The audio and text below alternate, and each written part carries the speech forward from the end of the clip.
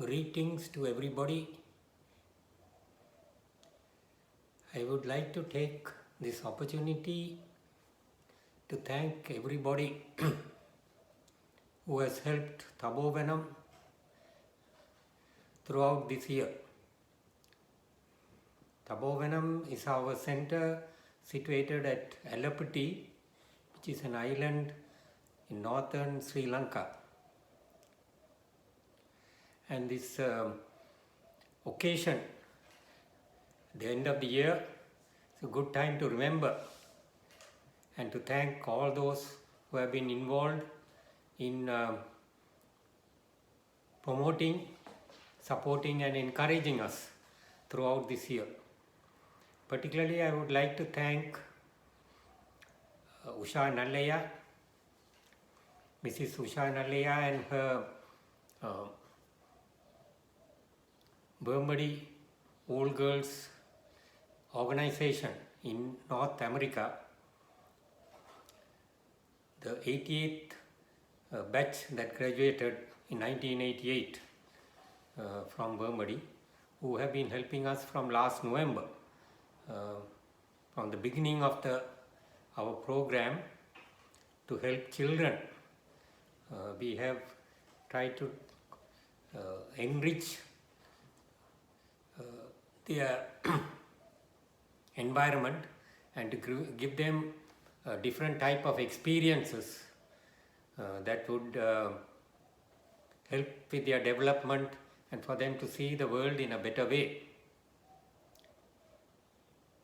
The reason we started this in last year towards November, although we had been trying even before that with the Edinburgh Marathon that was held in UK in May of that year, but only in November were we able to get it going in an organized way, and the support from the old girls of Burmadi, the 1988 batch, was very instrumental in getting it off and also supporting us, because they've been regularly supporting us every month with necessary funds and also encouragement.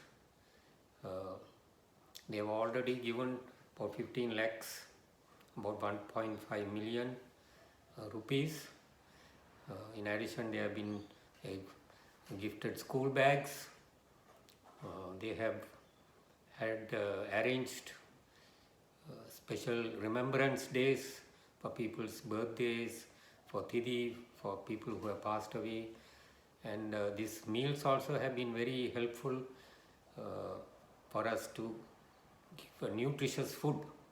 Malnutrition is a big problem in Sri Lanka for various reasons, due to poverty and also due to the situation, the home situation.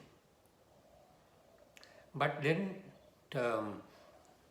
once the program got going and we were able to bring this out to other people, there have been other donors also. So I like to take this opportunity to help all those who have helped, particularly Manidan AM in UK, which have started helping us from June, July of this year in a much more structured way, and Professor Sriharan has been guiding us in what would be the better activities that we could have for children. I would also like to take this opportunity to give just a slight background why we thought about doing something in this manner, because usually people would think most people think give children some lessons, tuitions, tutories and so on. We thought, because we were faced with a particularly big issue somewhere to the beginning of last year, the JMFOA UK branch particularly, but also many other well-wishers and our friends from overseas, the Tamil diaspora, and also local uh, leaders, society, communities also were worried the increasing use of drugs by youth. It had been a little bit under control, or almost very good control, uh, during the war years, because there was no access, no way that drugs could get in. And once the war was over and routes, transport routes and traveling became possible, these drugs have come into the north and east. And because the society and the young people have not faced this before, it all of a sudden it became a very big problem. And the harm it has done is can't be described. And it has even challenged, or even you can say threatened, our future generation. So these professionals, particularly doctors, JMFOA is the Jaffna Medical Faculty Overseas alumni, people who have studied here at the Jaffna Medical Faculty and now have gone to UK and to other parts of the world also. They are there, there are branches. So they wanted us to do something about this issue, the drug issue. So we did many programs. We did awareness programs, trainings, did clinical opening special clinics, or having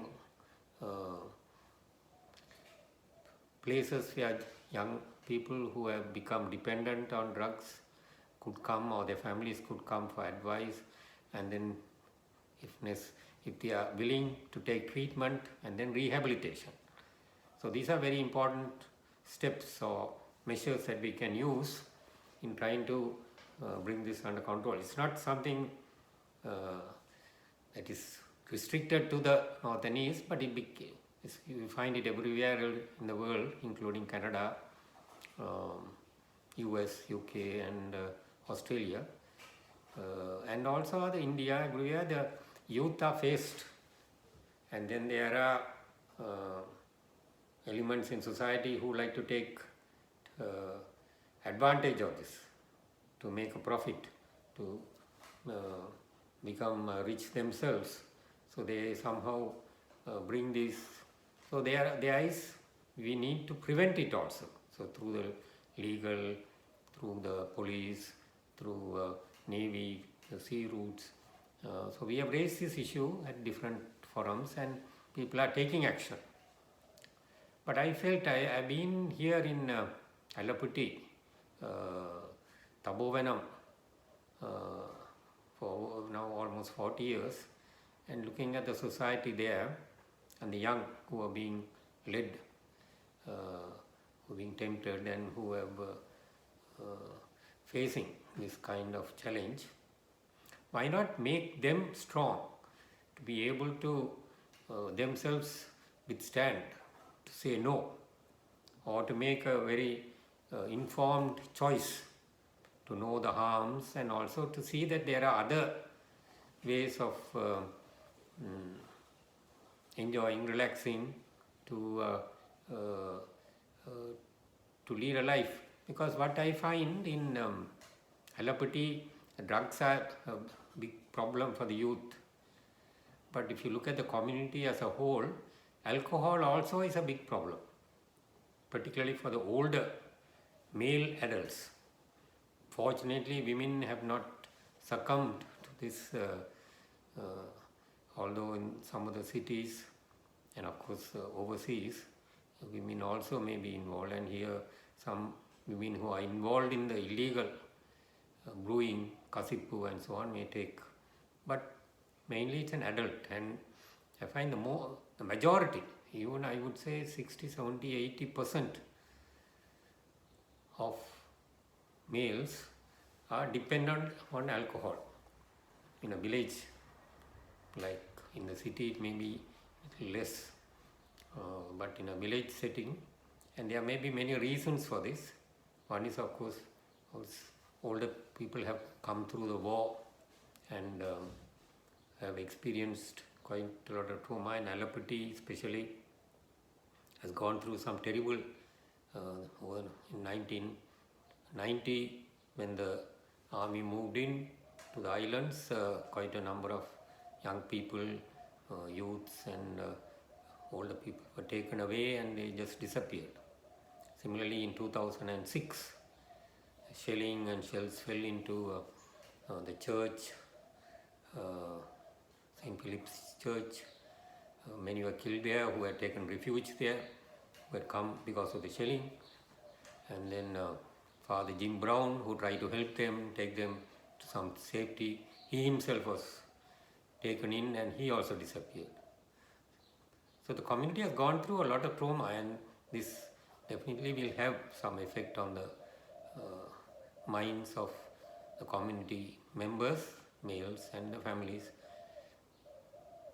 So alcohol, the consequences of this kind of dependence. Economically, it is severe impact on the family. I have calculated maybe they may be spending now, they need, from what I have been able to observe, about 3/4 bottles of arak per day or equivalent of some, and if it becomes too expensive they may then take a kasipu. So that is about 800 the military, it costs about 3,000, 4,000 rupees per day.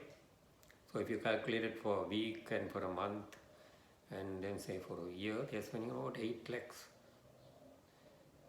So the debt, the family gets caught in debt and there's not enough food in the house. But then the other consequences of drinking is domestic violence, severe disruption at home. Sometimes the family has to go out in the night and be in a safe place in a church or even in the forest, hide there till the man becomes a little more sober, then they can come home. Then conflict between community members. So these children in Allapatti grew up in this kind of environment. This is what they face day to day and they think this is normal. So when they themselves become adults, then also it becomes a natural choice for them. So I thought, why not give them a different experience? Let them at least see that there is other alternatives in the world, a time where they can come and relax and be rest a little bit, to be able to relate to others in a more healthy, friendly way, and also get involved in activities that help build their character, personality, their mind and their way that they interact with the world. So that is the reason we started this child enrichment program at Allapatti, and as Professor Sriharan says, it may be it's an experiment, and we will see whether the children really, and we are doing some research also, see whether there are changes in the behavior of the children, and then it can be an example for other villages, for other communities, to be able to, and to show that this kind of experiences can make the child better. The child needs healthy environment and experiences to grow up naturally. So we like to thank people who have made this possible,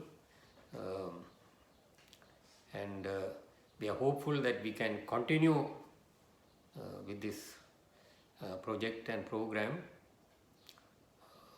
We are hoping to have a playground, expand it a little more so that children can play, and then have other experiences. So far we have been able to have some yoga, some meditation, art, drawing, drama. The drama department from the University of Jaffna been very supportive and helpful. They have come and done workshops with the children in drama, we hope to expand this type of programs. One that really took off was swimming. We were able to get the help from the Ocean University for an instructor to come and teach the children how to swim and to be safe in the water, to how to interact to because the children here grow up without knowing what to do in water. There are many deaths, not only children, adults, young. It's a big loss, and unlike in Canada or in other parts of the world, children are given these basic skills during their school days. It's not part of the curriculum. So the swimming has been very successful, very popular with the young youngsters who come, and that's continuing. We have also started in a small way karate classes also, self-defense, music classes. So teacher comes and then we have a old piano there and they are able to learn music. So it's a kind of growing program. We are encouraging a kind of home garden so that they can grow. We have a home garden there at Thapovanam, and we are hoping that they will be able to start this in their homes so that they are able to grow their own food to some extent, whatever is possible within their own home garden, and that become a little independent. And we have seminars and discussions with the parents. We get various resources to come in, give special courses, workshops. Sometimes we are able to get the police to come and talk about alcohol and drug issues, child rights officers. So whoever we are able to get the help of, do come and help us. So we'd like to say a big thank you at this end of the year 2025 to all of you all. There have been individual donors also, but Shanalea and her Wembadi Old Girls Association and Manida Neyam have been very helpful. Thank you very much.